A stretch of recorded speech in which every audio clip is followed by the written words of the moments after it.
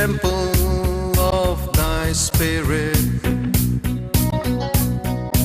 Let my spirit feel the warmth of your embrace. Let me be a holy habitation where your spirit is pleased to dwell. Oh Lord, I long to know your glory. We've been studying for the past 2 weeks on the armor of God. हम पिछले 2 हफ्तों से परमेश्वर के हथियार के बारे में अध्ययन करते जा रहे हैं। It's important that every Christian be clothed in that armor.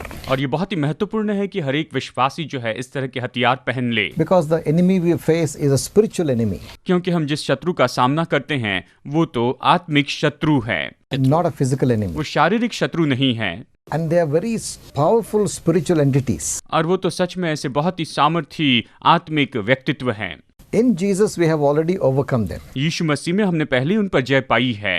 But because of his cunning and deception, we need to be clothed in the armor.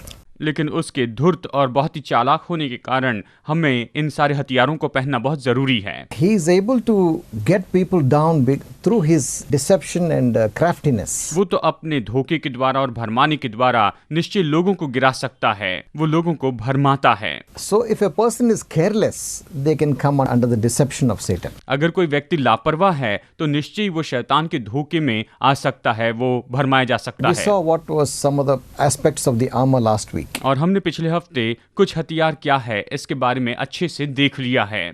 We talked about the belt of truth, which holds everything in place. हमने सत्य के कमरबंद के बारे में कहा है जो सारी चीजों को एक जगह पर थाम कर रखता है।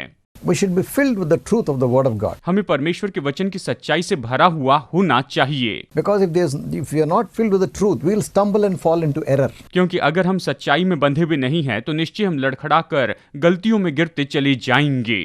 Let the word of God dwell in us richly. परमेश्वर का वचन हमारे अंदर बहुतायत से वास करना चाहिए।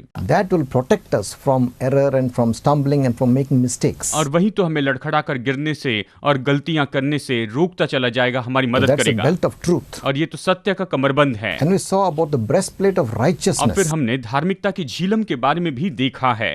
That includes the righteousness given to you by Christ when you come to Him. और इसमें वो धार्मिकता भी जुड़ी है, जब आप मसीह यीशु के पास में आते हैं तो परमेश्वर आपको जो धार्मिकता देता है, His righteousness is put upon us like a robe. उसकी जो धार्मिकता है वो तो हमारे ऊपर में मानो एक वस्त्र के रूप में रखी गई है। And along with that, you obey the word of God and live according to the word of God. You walk in righteousness. That also becomes a breastplate. और फिर इसके साथ ही जैसे कि आप परमेश्वर की आज्ञा के अनुसार चलते हैं, परमेश्वर के वचन के अनुसार चलते हैं, तो आपकी जो धार्मिकता है वो भी यहाँ पर आपके साथ में होती है। Even your righteous acts and your righteous obedience will be a breastplate for you. आपकी धार्मिकता के काम और आपकी धार्मिकता की आज्ञाकारिता भी आपके लिए निश्चय ही झीलम हो जाएगी। Sin brings cracks in that breastplate. और जो पाप है वो उन झीलम में दरार लेकर आ जाती हैं। Breastplate only covers the front and not the back. ये जो झीलम है केवल सामने के भाग को ढाकती हैं, पीठ को नहीं ढाकती। You don't turn your back on the enemy. आप शत्रु के सामने पीठ न दिखाएं। You face the enemy, stand against the enemy. शत्रु का सामना करें और शत्रु के विरुद्ध में आप डट कर खड़े रहें। When you stand and submit to God and resist the devil, he will flee from you, not you should flee. और जब आप निश्चय शत्रु के सामने खड़े रहेंगे, आप उसका सामना करेंगे तो वो आपके सामने से भागेगा, आपको भागने की जरूरत नहीं Talked है। about the shield of faith. पिछली बार हमने विश्वास की ढाल के बारे में भी चर्चा की है। Firm in the faith of our Lord Jesus. हमारे प्रभु यीशु मसीह के विश्वास में हम मजबूत होते चले जाएं। Firm in the belief that He has won the victory for us. और इस विश्वास में मजबूत रहे कि उसने हमारे लिए विजय को प्राप्त कर लिया है। Firm in the faith in the blood of Jesus. यीशु मसीह के लहू में विश्वास में मजबूत होते जाएं। Learning to apply the blood by faith on yourself and your family. आप सीख ले कि विश्वास से अपने ऊपर और अपने परिवार के ऊपर में यीशु मसीह का लहू लगाते चले जाएं। Fourth thing we saw was the helmet of salvation. और पिछले हफ्ते जो चौथी बात देखी थी वो है उद्धार का टोप। When you come to know Jesus, जब आप यीशु मसीह को जानते your हैं mind is transformed तो हमारा मन बदल जाता है and you have a new mind. और आपके पास में बिल्कुल नया ऐसा मन आ जाता है। Salvation is like a helmet for your mind, protects your mind. और उद्धार जो है वो तो आपके सिर के लिए मानो एक टोप के जैसे है जो आपके सिर की रक्षा And you करता must है। be careful to maintain that purity of your mind, और आपको अपने मन की इस शुद्धता को बनाए रखने में बहुत ही सावधान रहना होगा, because the mind is a battlefield of Satan. क्योंकि हमारा जो मन है वही तो शैतान के लिए युद्ध भूमि An है। empty mind, idle mind is a ground for Satan to work. और खाली मन या जो काम नहीं करने वाला मन है वो तो मानो शैतान के लिए काम करने की जगह है। Your mind should be kept protected. आपका मन बिल्कुल सुरक्षित रहना चाहिए। Think the right thoughts, सही विचार करते जाएं, thoughts which please God. ऐसे विचार जो परमेश्वर को प्रसन्न करते हैं। Don't allow wicked things to enter your mind. आप अपने मन में दुष्ट बातों को आने न दे। What is good, what is holy, what is right, what is just, think on those things. जो बातें अच्छी है, पवित्र हैं, जो बातें धार्मिकता की है, ऐसी बातों पर आप विचार करते And जाएं। that's part of your armor. और ये तो आपके हथियार का भाग है।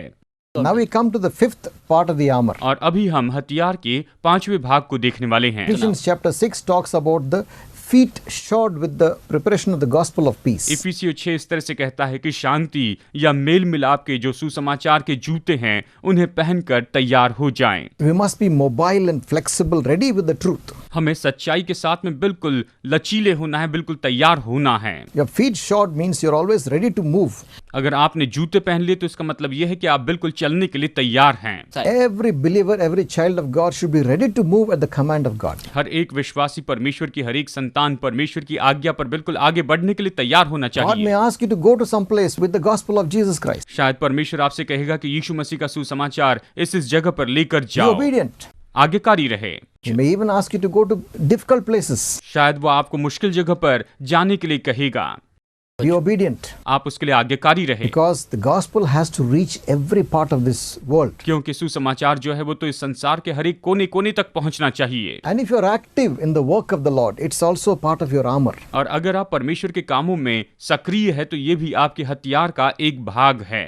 Because the angels of God will be with you. क्योंकि परमेश्वर के स्वर्गदूत जो है वो आपके साथ में They'll be होंगे। assisting you in the preaching of the gospel. सुसमाचार प्रचार में वो आपकी मदद करते चले जाएंगे। And those who are active in the service of God, their anointing is increased. The anointing of God comes upon them. और जो लोग परमेश्वर की सेवा में सक्रिय है उनका अभिषेक बढ़ते चले जाता है, अभिषेक उन पर आता है, वो तो अभिषेक में निश्चय काम करते जाते हैं। Part of your armor is being active in the preaching of the gospel. और आपके हथियार का एक भाग ये भी है कि आप सुसमाचार के काम में पूरी तरह से सक्रिय हो The जाए। Bible says in Isaiah chapter 52 and verse 7, यशायाह अध्याय 52 वचन 7 में बाइबल इस तरह से कहती है, How beautiful on the mountains are the feet of them who bring good news, that publish peace and publishes salvation. पहाड़ों पर उनके पांव क्या ही सुहावने हैं जो शुभ समाचार लाता है, जो शांति की बातें सुनाता है और कल्याण का शुभ समाचार और उद्धार का संदेश देता है, जो सियोन से कहता है तेरा परमेश्वर राज्य करता है। So if you want to be having that part of the armor, be ready at all times to share the truth to people who are lost. अगर आप ये हथियार पाना चाहते हैं तो निश्चय ही खोए हुए लोगों को सुसमाचार प्रचार करने के लिए आप हमेशा हर पल तैयार रहते चले जाएं, आप तत्पर रहें। Every time, whenever the chance arises, be able to share the word of God, share the truth to people. जब भी आपको मौका मिलता है कि आप सच्चाई बताते चले जाएं तो निश्चय ही परमेश्वर के वचन को आप लोगों को बताते That चले जाएं। becomes part of your armor. और ये तो आपके हथियार का भाग हो जाता है, Because God's glory will come upon you. God's blessing will come upon you. क्योंकि परमेश्वर की महिमा आप पर आएगी, परमेश्वर की आशीषें आप पर आएगी And God's protection will be with you. और परमेश्वर की सुरक्षा आपके साथ में होगी। Those who are ready with the gospel, God will increase the blessing upon their life. जो लोग सुसमाचार के साथ में तैयार हैं, परमेश्वर अपनी आशीषें उनके जीवन पर बढ़ाते चला जाएगा। Those who don't do anything, they are weak. और जो लोग कुछ भी नहीं करते हैं वो तो कमजोर होते हैं। The sixth part of the armor is the sword of the Spirit, it says. और हथियार का छठा भाग ये है जिसके बारे में कहता है वो तो आत्मा की तलवार है। It says the sword of the Spirit, which is the word of God. ये कहता है कि आत्मा की तलवार जो कि परमेश्वर का वचन है। It's not only a defending weapon, it's an offensive weapon. ये केवल सुरक्षा का हथियार नहीं है लेकिन ये तो हमला करने वाला हथियार है। It's the word of God. ये परमेश्वर का वचन है। The Bible says in Hebrews chapter 4 and verse 12, इब्रानियों अध्याय 4 वचन 12 में बाइबल इस तरह से बताती है, The word of God is quick and powerful, sharper than any two-edged sword, piercing even to the dividing asunder of the soul and the spirit, परमेश्वर का वचन जीवित और प्रबल और हर एक दोधारी तलवार से भी बहुत चोखा है और प्राण और आत्मा को और गांठ गांठ और गुदे गुदे को अलग करके वार पार छेदता है और मन की भावनाओं और विचारों को जांचता है। The word of God is the written word of God is called the logos. देखिए, परमेश्वर का वचन जो कि लिखा हुआ है इसे लोगोस कहते हैं। But when you take that word of God and speak it out through your mouth in faith, it becomes a rhema. लेकिन जब आप परमेश्वर के उस वचन को लेकर बड़े विश्वास से अपने मुंह से कहते चले जाते हैं तो फिर ये रीमा हो जाता है। Rhema means activated word of God. Reema का मतलब है कि सक्रिय परमेश्वर का वचन। If you have the Bible at home and you just leave it on the shelf and it's all get dusty, it doesn't have any effect on you. देखिए, अगर आपके घर में बाइबल है, आपने उसे एक जगह पर रख दिया, उस पर धूल जमा हो रही है, तो इससे आपकी कोई भी मदद नहीं होगी। Some people think just putting the Bible under your pillow will protect you. कुछ लोग सोचते हैं कि बस अपने तकिया के नीचे बाइबल रखने से आपकी सुरक्षा हो जाएगी। Some people think just laying their head on or holding it in their hand, it is enough to help them. बहुत से लोग ये सोचते हैं कि बस उसे अपने सिर के नीचे रखना या फिर हाथ में थामे रहने से ही उनकी मदद हो जाएगी। It's written word of God. ये तो परमेश्वर का लिखित वचन But है, it becomes active, लेकिन ये सक्रिय हो जाता है, like a sword in your hand. जैसे कि मानो आपके हाथ में तलवार You है। speak it by faith. आप विश्वास से इसे कहते हैं, So when you know the word of God, यानी जब आप वचन जानते हैं and in the situation you face, you use the word of God, और जिस परिस्थिति का आप सामना करते हैं उसमें आप परमेश्वर का वचन उपयोग करते जाते हैं, it becomes like a sword of offense. तो ये निश्चय आपके सुरक्षा की तलवार हो जाती है। When Satan came to tempt Jesus Christ, जब शैतान यीशु मसीह की परीक्षा करने के लिए आया, each time the Lord Jesus said, "It is written, it is written, it is written." तो हर बार प्रभु यीशु मसीह ने कहा कि ये लिखा है, ये लिखा है। इस तरह से उसने जवाब दिया। And when Jesus came against Satan with the word of God, Satan had to leave him. और जब यीशु शैतान के विरुद्ध में परमेश्वर का वचन लेकर आया तो फिर उस समय शैतान को उसके सामने से जाना ही पड़ा। Satan knows the power of the word of God. शैतान परमेश्वर के वचन की सामर्थ को जानता है। And any Christian, any believer who can use the word of God through his mouth has got tremendous power. हर एक विश्वासी जो अपने मुंह से परमेश्वर के वचन का उपयोग करते चले जाता है तो उसके पास में सच में बहुत ही महान सामर्थ है। Because it's not your own words, it's the word of God Almighty. क्योंकि ये आपके शब्द नहीं है, लेकिन ये तो सर्वशक्तिमान परमेश्वर के वचन हैं। You have the Holy Spirit in you. आपके अंदर में पवित्र आत्मा है। And with the Spirit of God, by faith, you speak the word of God. It's very powerful. और जब आप परमेश्वर की आत्मा की मदद से निश्चय परमेश्वर के वचन को कहते चले जाते हैं तो ये बहुत ही सामर्थी हो जाता When है। you study the word, meditate and fill your mind with the word of God, जब आप परमेश्वर के वचन का अध्ययन करते, इस पर मनन करते, अपने मन को इससे भरते चले whenever a जाते, situation arises, तो फिर जब भी कोई परिस्थिति आती है, the Spirit of God परमेश्वर का आत्मा will bring a particular reference to your mind to use it. कोई खास वचन आपको याद दिलाएगा कि आप उसका उपयोग करते चले जाएं।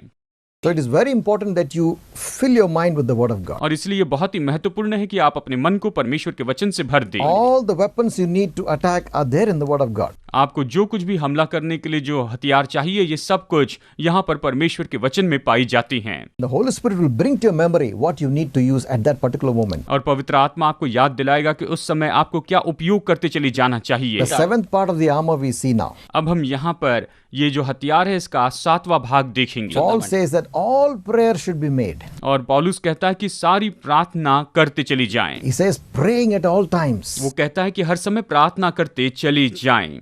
Prayer is a very good part of the armor. और प्रार्थना जो है ये तो हथियार का एक बहुत ही अच्छा ऐसा भाग है।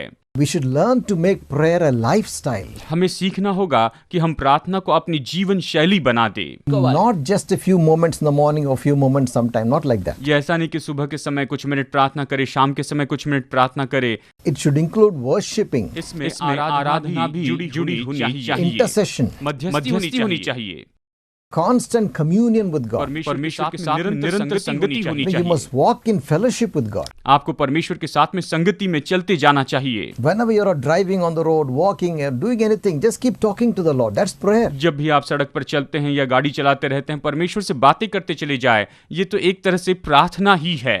Make it a habit of talking to God frequently. निरंतर परमेश्वर से हमेशा बात करने की आप आदत डाल दें। It's not just the formally on your knees and pray for it. That's not the only prayer, but it's a communion throughout the day. ये ऐसा नहीं कि बस आप अपने घुटनों पर आएंगे केवल तभी प्रार्थना होगी, नहीं, ये तो निरंतर का संबंध है, यही तो प्रार्थना है। आप ऐसी प्रार्थना करते चले जाएं। When the Bible says in 1 Thessalonians chapter 5 verse 17, पहला थिस्सलुनीकियों अध्याय 5 वचन 17 में जब बाइबल यहाँ पर बताती है, It says pray without ceasing. ये कहता है कि निरंतर प्रार्थना करते रहो। It doesn't mean continuously you're praying 24 hours a day. It doesn't mean that way. इसका मतलब ये नहीं कि निरंतर 24 घंटे प्रार्थना करते चले जाए, इसका ये अर्थ But it's a नहीं। continuous communion with God. लेकिन ये है कि परमेश्वर के साथ निरंतर संगति में बने रहें। Anytime you have a thing in your mind, you say, Lord, what about this? Tell me about it. Just keep talking to God. जब भी आपके मन में कुछ विचार आते हैं तो कहें प्रभु इसके बारे में क्या, आप निरंतर परमेश्वर से बातें करते रहें। You keep thanking God as you walk around. You keep thanking God for all His blessings. आप परमेश्वर को धन्यवाद देते रहें, जैसे कि आप चल रहे हैं उसकी सारी आशीषों के लिए आप उसे धन्यवाद देते You जाएं। keep sharing your thoughts and your heart with God all the time. और हर समय अपने विचारों को, अपनी बातों को परमेश्वर के सामने बांटते It's रहें। an intimacy with God. ये तो परमेश्वर के साथ में नजदीकी That है। kind of prayer is a very good part of your armor. और ये इस तरह की जो प्रार्थना, ये आपके हथियार में एक बहुत ही उत्तम ऐसा भाग है। Someone said that the weakest Christian on his knees will shake the kingdom of darkness. किसी ने कहा सबसे कमजोर विश्वासी जब अपने घुटनों पर आता है तो वो अंधकार के राज्य को हिलाकर रख देता है, वो उसे झिंझोड़ कर रख देता है। That's what Jesus said. Watch and pray lest you enter into temptation. और इसलिए यीशु ने कहा कि सचेत रहो और प्रार्थना करते रहो, कहीं ऐसा ना हो कि तुम परीक्षा में पड़ जाओ। When Nehemiah was building the wall of Jerusalem, जब नेहम्याह यरूशलेम की शहरपनाह को बना रहा था, all the people who were building the wall, और सभी लोग जो वहां पर उस शहरपनाह को बना रहे थे, in one hand they had a sword, एक हाथ में उनके पास में तलवार थी and in the other hand they were working. और दूसरे हाथ से वो काम कर And they रहे were थे। watching all the time if any enemy will come or not. और वो हमेशा सचेत होकर इस तरह से देख रहे थे कि क्या कहीं से कोई शत्रु तो That's नहीं आ how रहा we है। should be. हमें बिल्कुल ऐसा ही You'll होना be doing चाहिए। your work, शायद आप काम कर रहे हो, maybe your business, शायद आप व्यापार में हो, but you're always communing with God, always talking with God. लेकिन हमेशा परमेश्वर से बातचीत करते रहते हैं, उसके साथ संगति में बने रहते हैं। And that will be like constantly watching for the enemy, and you'll be always alert. और ये तो मानो शत्रु से सावधान होकर उसे देखते रहना है, हमेशा सचेत रहना And I है। just want to talk about what are the weapons we have. और मैं भी आपको बताना चाहता हूँ कि हमारे पास में कौन से हथियार हैं। We talked about the armor, हमने हथियार के बारे में कहा है, your protection. हमारी सुरक्षा के बारे में कहा, But what about the offensive weapons? लेकिन हमारे पास में हमला या आक्रमण करने वाले जो हथियार हैं वो कौन से हैं? We talked about one of them, the word of God. और उनमें से एक के बारे में हमने देखा जो कि परमेश्वर का वचन है। Bible says is the sword of the spirit. Bible कहती है कि ये तो आत्मा की तलवार है। So now we'll talk about the weapons we have. और अभी हम हमारे पास जो हथियार है उसके बारे में चर्चा The करेंगे। first weapon is the sword of the spirit, the word of God. पहला हथियार है आत्मा की तलवार यानी परमेश्वर का वचन। In every situation, when you take the word of God and speak it over the situation, you're using a sword. हर एक परिस्थिति में जब आप परमेश्वर के वचन को लेते हैं, उसे बोलते चले जाते हैं, तो इससे आप तलवार के रूप में उपयोग करते जाती हैं। When you rebuke the devil, don't just shout at him and argue with him. Just take the word of God and speak against him. जब आप शत्रु को डांटते हैं तो बस ऐसे चिल्लाकर उसे न डांटें, आप परमेश्वर का वचन ले और उसे आज्ञा देते चले जाएं। You just use the word of God as a weapon, and that's like a sword in your spirit, activated by faith. आप वचन का उपयोग करें, निश्चय ये तो आत्मा की तलवार है जो कि विश्वास के द्वारा सक्रिय की जाती The है। second weapon you have दूसरा हथियार आपके पास में है, is truth, वो है सच्चाई, the truth of God. परमेश्वर की सच्चाई। You know, when you know the truth will set you free. जब आप सत्य को जानेंगे तो सत्य आपको स्वतंत्र कर देगा। Jesus said, यीशु ने कहा, you shall know the truth, and the truth will set you free. तुम सत्य को जानोगे और सत्य तुम्हें स्वतंत्र करेगा। इस तरह यीशु ने कहा। Satan always tries to deceive you by his lies.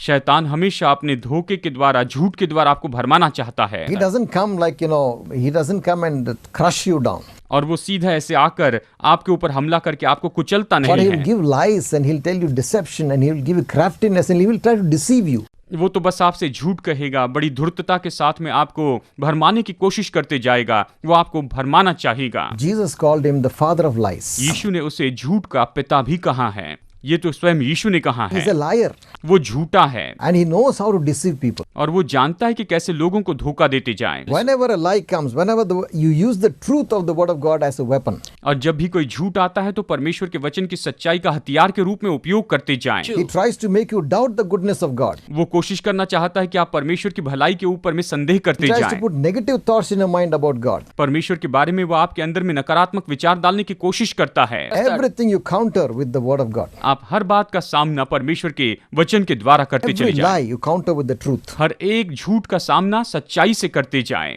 That is a weapon in your hand. और यही तो आपके हाथ में हथियार है। It says In John chapter 17 verse 17, यूहन्ना अध्याय 17 वचन 17 में ये इस तरह से कहता Jesus है, was praying for his disciples. यीशु अपने चेलों के लिए प्रार्थना करता है। He said, sanctify them through thy truth. Thy word is truth. वो कहता है कि सत्य के द्वारा तू इन्हें शुद्ध कर, तेरा वचन ही सत्य है। John chapter 8 verse 31 and 32. यूहन्ना अध्याय 8 वचन 31 और 32 में हम इस तरह से देखते हैं, Jesus was speaking to the Jews, यीशु यहाँ पर यहूदियों से बातें कर रहा those who था believed in him. जो उस पर विश्वास कर रहे थे। He said, if you continue in my word, you are my disciples indeed. You shall know the truth, and the truth will set you free. वो कहता है, यदि तुम मेरे वचनों में बने रहोगे तो तुम मेरे चेले ठहरोगे, तुम सत्य को जानोगे और सत्य तुम्हें स्वतंत्र करेगा। Truth is a weapon in your hand. आपके हाथों में सच्चाई एक हथियार है। God is truth. परमेश्वर सत्य है। When you speak the truth, it's a big weapon. जब आप सत्य कहते हैं तो निश्चय ही ये बहुत बड़ा हथियार है।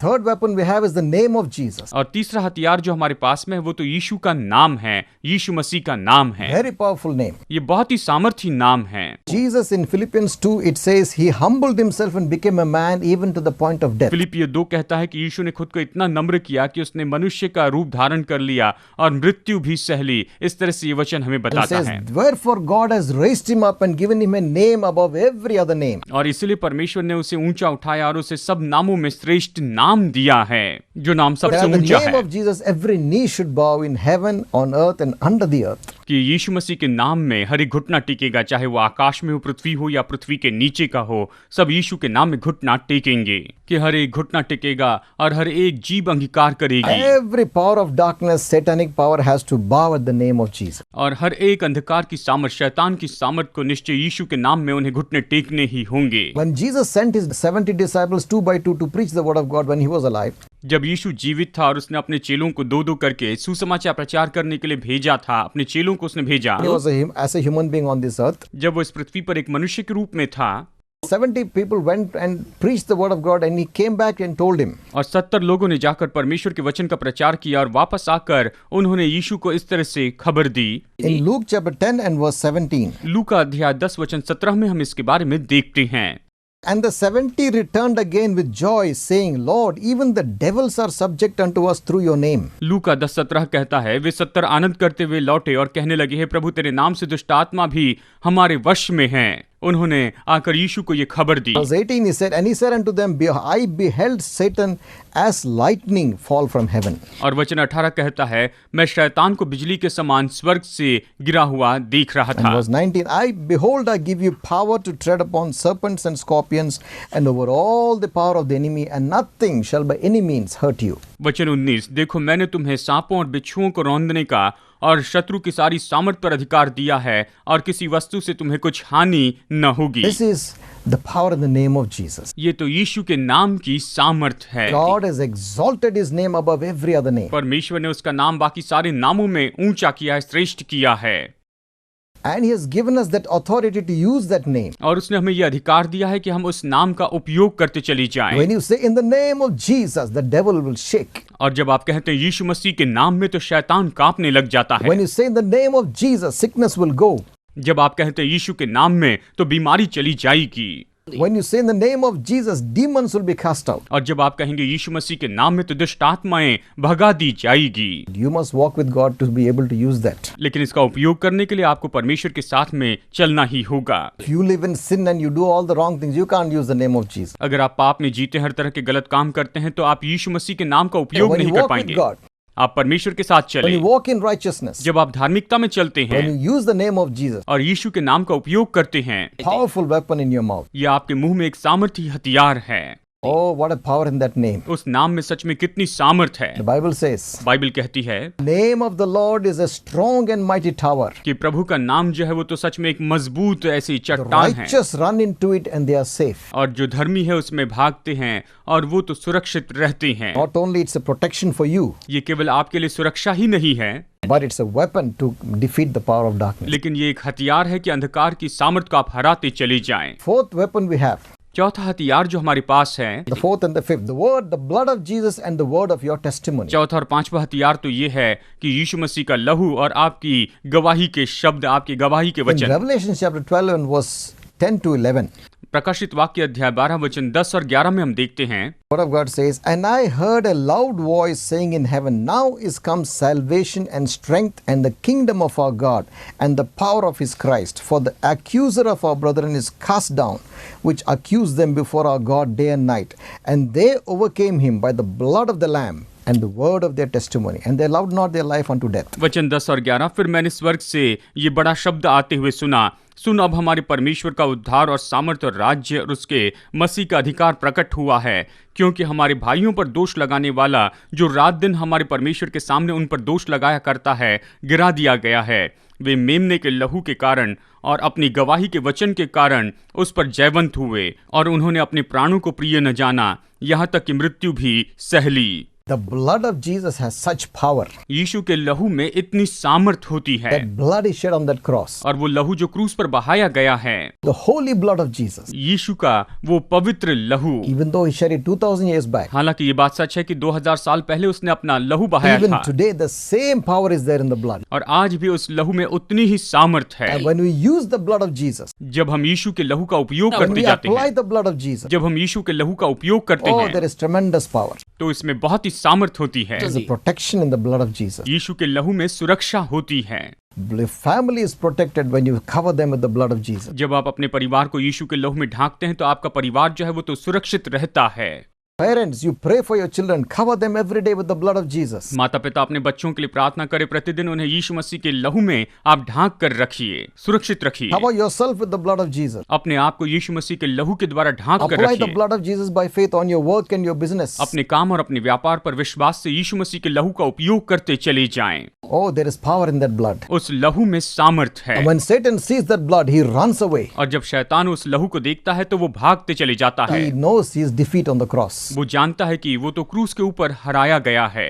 He knows that when Jesus shed his blood, his whole thing was broken. His whole kingdom was broken. वो जानता है कि जब यीशु ने अपना लहू बहाया तो शैतान का जो पूरा राज्य है वो पूरी तरह से नाश And हो the गया, word of your testimony, और आपके गवाही का वचन, your experience in the kingdom of God, परमेश्वर के राज्य में आपका जो अनुभव है, वो your experience of God's grace in your life, आपके जीवन में परमेश्वर के अनुग्रह का जो आपका what अनुभव God है, has done for you, परमेश्वर ने आपके लिए जो किया that's a है, powerful weapon against Satan. ये शैतान के विरुद्ध में एक सामर्थी हथियार है। He can't counteract that. वो उसके विरुद्ध में नहीं जा सकता है। He knows what happened to you. वो जानता है कि आपके साथ When क्या you हुआ। use your testimony, जब आप अपनी गवाही का उपयोग करते हैं oh, Satan he runs away. तो शैतान भाग जाता Because है, you're an example of God's grace. क्योंकि आप परमेश्वर के अनुग्रह के एक आदर्श हैं, You're उदाहरण an हैं। example of God's power. परमेश्वर की सामर्थ के लिए आप एक उदाहरण हैं। You're an example of God's transformation. परमेश्वर के बदलाव के लिए आप एक उदाहरण हैं। I want to ask you one thing. मैं आपसे एक बात पूछता We हूँ, have talked about the armor of God, हमने परमेश्वर के हथियार के बारे में चर्चा की about the है, weapons we have. हमारे पास जो हथियार है उस पर चर्चा की है। Are you still in the kingdom of क्या darkness? अभी भी आप अंधकार के राज्य में हैं, Have you come to the kingdom of light? या फिर आप ज्योति के राज्य में आ चुके Do you हैं? have the armor of God upon you? क्या आपके ऊपर में परमेश्वर के हथियार हैं, Or are you still exposed to all the attacks of Satan? या फिर आप अभी भी शैतान के सारे हमले के लिए पूरी तरह से खुले हैं? Why don't you pray with me now? क्यों ना अभी मेरे साथ प्रार्थना कर ले Ask Jesus to come into your life. और यीशु से कहे कि वो आपके जीवन में आ जाए, Repent of all your sins, अपने सारे पापों से पश्चाताप कर and ले, He will transform you. और वो आपको बदल देगा। Pray with me. मेरे साथ प्रार्थना कीजिए। Then, Lord Jesus, Prabhu Yeshu, I repent of all my sin. मैं अपने सारे पापों से पश्चाताप करता हूँ। I turn away from all my old beliefs and my old ways. मैं अपने पुराने विश्वास और पुराने तरीके से फिर जाता हूँ। I give my life to you. मैं अपना जीवन तुझे देता हूँ। I believe that you shed your blood for me on the cross. मैं विश्वास करता हूँ कि क्रूस पर तूने मेरे लिए लहू You बहाया paid the है, punishment for my sins. तूने मेरे पापों के लिए दंड उठाया है, You rose again on the third day. और तू तीसरे दिन फिर से जी उठा है। Come into my heart, Lord Jesus. प्रभु यीशु, मेरे दिल में आ जा, Transform me. मुझे बदल दे, Make me your child. मुझे अपनी संतान बना। In Jesus' name I pray. यीशु के नाम में प्रार्थना करता हूँ, Amen. Amen. God bless you. प्रभु आपको आशीष दे। See you next week. अगले प्रोग्राम में फिर मुलाकात होगी।